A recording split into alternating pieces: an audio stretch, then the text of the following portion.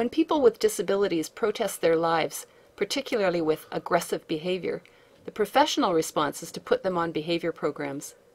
It rarely occurs to those of us who do or have done this that we are in fact working in a larger social pattern of keeping dissident voices silent, of keeping the powerless powerless.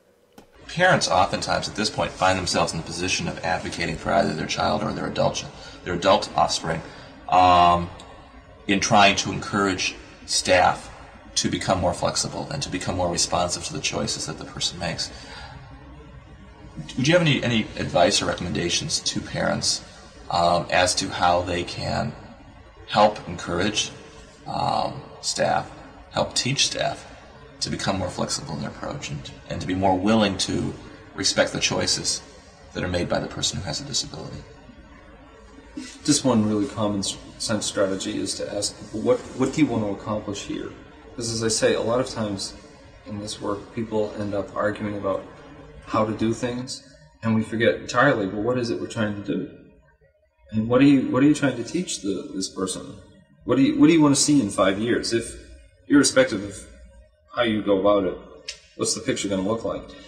And oftentimes people will say, well, we're putting this person into timeout so that they'll have better social skills.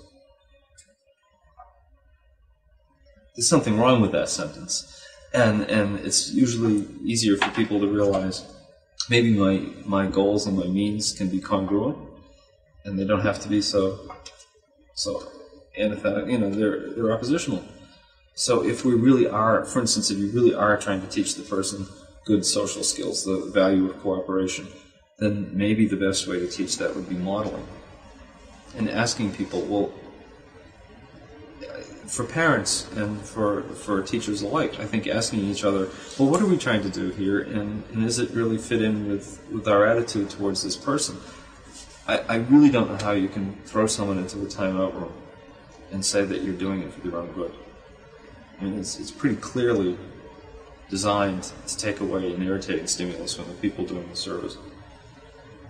I don't know what you're teaching the person when you do that, except that people bigger than you can have their way. In your opinion, Herb, is behavior modification, which is implemented by providing negative kinds of consequences to a person who doesn't do what we want them to do or what we think they should do, is that always inappropriate? Always is a loaded word. I would defer to Dr. Skinner, who just recently said that he just didn't see why you would use punishment, why you would use negative strategies for people if you're trying to teach them. He said his life has been dedicated, he's 83 now, that his life has been dedicated to advancing the power of positive reinforcement. And if you're going to, if you believe the founder of the whole thing, then the answer to that is no, you don't ever need to do that. Well, if you make a token available to a person when they behave in a particular way... Now, this is a person who's going to go on a subway. No, I'm talking about traditional kinds of chits or, a little piece of cardboard that's got a happy face on it, whatever, that can be used to purchase something else.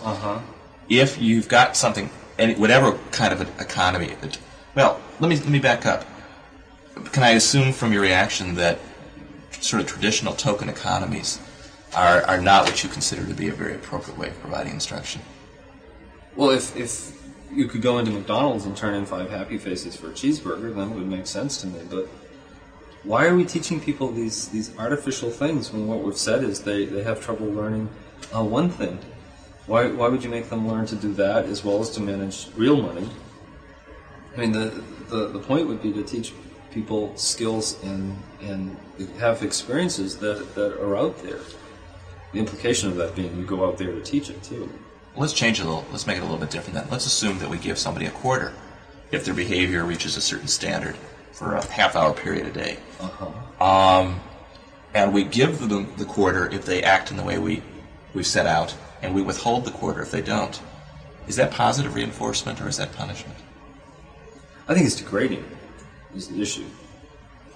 I have a good friend who's 45 who, if she's good, a good girl, as she explains it, for a week, she gets to go for coffee with their supervisor. Now, I mean, if you left her IQ out of that story and sent it into Ms. Magazine, would they say, "Oh, this sounds like a useful strategy for teaching social behavior"? I mean, it's insulting, and I'm really not interested in almost whether it's because there are all the technology of behavior modification can get so that you can't tell whether it's a positive punishment or a negative reinforcement.